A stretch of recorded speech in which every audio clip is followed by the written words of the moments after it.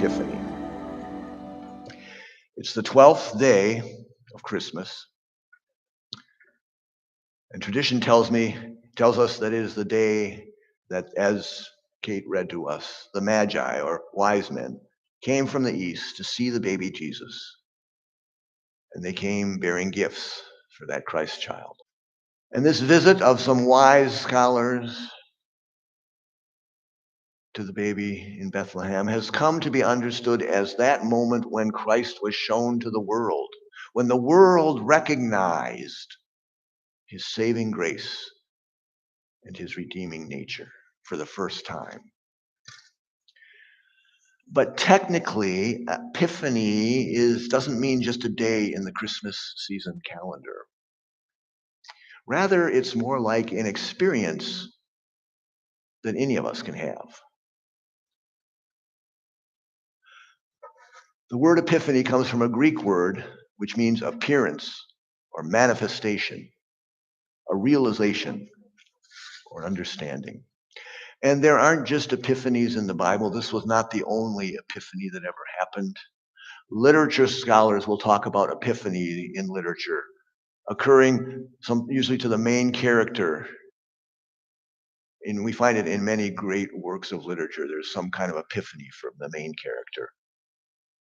These are moments usually characterized by an insight or realization that changes a character's understanding of themselves or the world, and they're usually a result of some very ordinary thing that happens, and they usually come quite suddenly. For instance, in the famous work To Kill a Mockingbird, the character Scout has an epiphany on a walk home on an evening through her small southern town during the trial when her father Atticus Finch was representing a black man accused of murder. All of a sudden, on her walk home one night, Scout came to realize everything that her father was trying to tell her about racism. He was trying to teach her the importance of equality and kindness, no matter the color of someone's skin. But all of a sudden, she had an epiphany. She finally got what her father was trying to tell her. So Epiphany is not just a date on the Christmas calendar. It is an experience that can happen for individuals, and it is an experience that can happen for churches. In fact, I believe that 2026 will be in a year of an epiphany for Carter Westminster Church. I believe it will be a year when we'll find out how we are called to really be a church in this modern world. But more about that later. First, I want to take a look back into the biblical epiphany found in the passage from Matthew that Kate read to us this morning. So let's start by reviewing what happened in this passage and why we consider this an important event, an epiphany for our Christian faith. So, some men of status and wisdom from a country far, far away from the little town of Bethlehem, tradition has called them the wise men, they determined from reading the stars in the sky that something world-changing was happening with what we know is Jesus' birth. And then there's King Herod, the ruler over Palestine at this time. He was very scared and concerned about what he was hearing about this birth of a child in Bethlehem.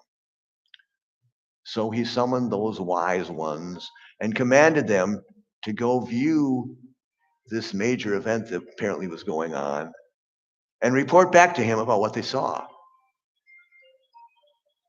He said he was doing that ostensibly so that he too could go worship the child as well, but we'll find out that was not his motive. But so the wise men did as Herod commanded them, and they walked to see the baby Jesus. But something happened for them on their arrival at the manger. Something incredibly significant, something of epiphany proportions. So the wise men followed the star in the east to view the newborn child and offered him their gifts out of reverence and respect. But something that they saw there so changed them that they could not go back to Herod with a report of what they saw as he had commanded them to do.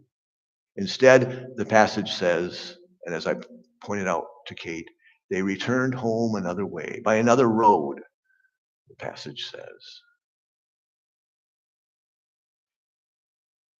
The Magi were so moved and transformed by what they witnessed at the Nativity that day that they decided not to bring that truth back to the power-hungry King Herod. Last Sunday, here at Carter Westminster, Helen spoke to you about God's calling of us out of our comfort zone,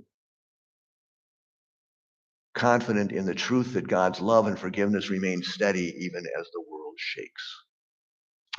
And you may remember that the text from Matthew that she preached on that last Sunday is one that actually follows immediately right after what Kate read to you this morning.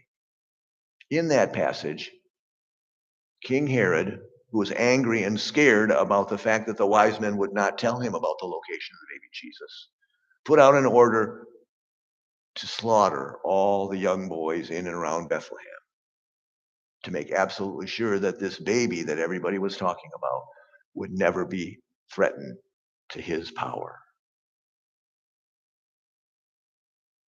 So why does the Christian tradition call this event an epiphany?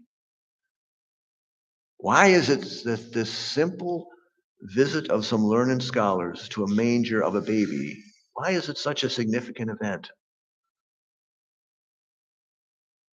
What about their visit to Jesus finally made sense to them? What is it about this messianic epiphany that made King Herod so angry that he resorted to violent infanticide? Well, I think there were several things. There was light and there was power. First, there was light. There was something so big and world-changing about this simple child's birth that altered the whole cosmos. And these magi, who were versed in astronomy, noticed a light in the sky that had never been there before. And they followed it to something simple that transformed the whole universe. They followed it to a messianic epiphany, to an awareness of a new kind of chosen one, a new kind of leader for the whole people of God. And there was power in that epiphany, a power like the world had never known before, a power strong enough to cause the learned ones to take another way home and not report back to King Herod. A power strong enough to overcome the darkness that had been surrounding the people of the ages. A power strong enough to make the King Herods of the world quake in their boots and take drastic action to prevent this newborn child from taking away their power. This powerful epiphany proclaims to the whole world that the only true king for this world was one born in a manger, not in a palace, one who would eventually show the true power of God by a death on the cross. That was the epiphany of that event. And friends, that is the kind of epiphany that I believe Carter Westminster Church can have in 2026 as well. I believe that if we work on it, we as Carter Westminster Church can find both power and light enough to change the world and make the powerful shudder. We can do so by discovering what is uniquely our calling. And in doing that, we can provide light to the world and shake the foundations of our whole existence. When we, with God's help, find what that mission is, we are uniquely called to be as a church, and I believe we will also find enough perseverance, faithfulness, and courage to go out together and boldly proclaim that to the whole world, the good news of God's love. I believe, friends, that by the end of 2026, Carter Westminster will have found our own unique light of Christ and will be ready and willing and anxious to share it with the world. I personally have made a personal commitment in 2026 to work to help Carter Westminster Church have this kind of epiphany and discover our own unique light of Christ to show to the world. I believe with all my heart that this year is the year that Carter Westminster will find out exactly what it is that God is calling us to be and do going forward. The session of this church has already started us on this path by committing to taking seriously the financial challenges we see ahead of us as a church. But more importantly, they have made a commitment to lead us in a discovery of who we are as a church and how we are called to authentically go forward into God's glorious future. And as a first step in this process, all the members of Carter Westminster Church will have the opportunity on Saturday, February 7th, to explore the various options and possibilities for our future as a church. We will do this in a visioning and planning retreat along with my friend and colleague, Reverend Josh Erickson, who will be leading us in this. So mark your calendars on February 7th and stay tuned for more details. But between now and then, in an effort to help us along the way to our new epiphany as a church, I will be reading and preaching from a book that I think will give us some help in finding our new direction and identity. It is a book entitled The Strategically Small Church and is written by Chicago area pastor and church consultant Brandon O'Brien. The premise of O'Brien's book is that we do not need to have all the resources of a large church like First Evanston or Fourth Chicago to make remarkable things happen for God's kingdom. He says that even small churches can be a part of God's good work. And he makes the argument that we need to de-size our definitions of a church. We need to stop thinking of successful churches in terms of numerical size and growth and start thinking about new ways to measure and analyze our faithfulness, like an increase in faithful witness to the gospel in our outreach. In the book, O'Brien identifies 5 characteristics of an effective and thriving small church. The first of those characteristics is to be an authentic church. And that's the one I want to talk about today. I will be referring to the other 4 in the 4 weeks ahead. O'Brien says that each and every small church has an authentic self, something that they cannot help but be as a witness to Jesus Christ. In fact, O'Brien says small churches can be much more authentic than larger churches, and that we need to start viewing ourselves as a small congregation from the perspective of our abundance, what we have, instead of our scarcity, what we don't have. And I know it, friends. I am convinced we do have enough in our midst to make a difference in this world. And I think it's one of our tasks as a congregation this year to find out who we really are, to discover our authentic selves. Our authenticity as a church is deeply rooted in the gospel of Jesus Christ. And it manifests itself in how we show ourselves to the world. The authentic church is always true and faithful to the teachings of Christ and not to the changing whims of society. The authentic church is genuinely concerned with each other and with the world around it. The authentic church is a diverse church with no expectation of sameness or unity of thought amongst its members. The authentic church lets people be who they are and allows everyone's gifts to be put to the best possible use. The authentic church is both aware of the broader context in which it lives and ministers and is true to that context, whatever that context may be. And then finally, O'Brien says this, which I think is very important. He says small churches do not have to become authentic. They just need to stay authentic. Our authenticity is already in our midst. We just need to discover it and acknowledge it and build upon it. Authenticity is baked into what we are as a small church. We just need to discover it for ourselves and put it to work for God and the good news of Jesus Christ. So, friends, I believe that is our first task as Carter Westminster Church on our way to a powerful epiphany. Our first task is to, with God's help, discover who we uniquely and authentically are as Carter Westminster Church, and then put that authentic nature to work to hasten the coming of God's reign and justice. It's that simple. So, hear the words of the prophet Isaiah again as we stand on the verge of 2026. He says, "Arise, shine, for your light has come, because the glory of the Lord has indeed risen upon us." Even if we don't know exactly what the exact nature of that light we are called to shine out to a shadowy world, we can still arise as people who have seen the light.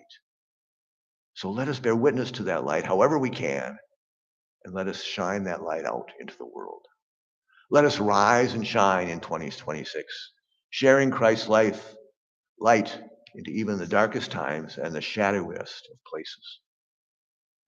Isaiah's original message in this passage I just read to you was to a people living in a similar darkness that we are feeling right now. They had been given a new lease on life in their release from exile in a foreign land and their return to their homeland. They'd been given another chance. They'd been redeemed.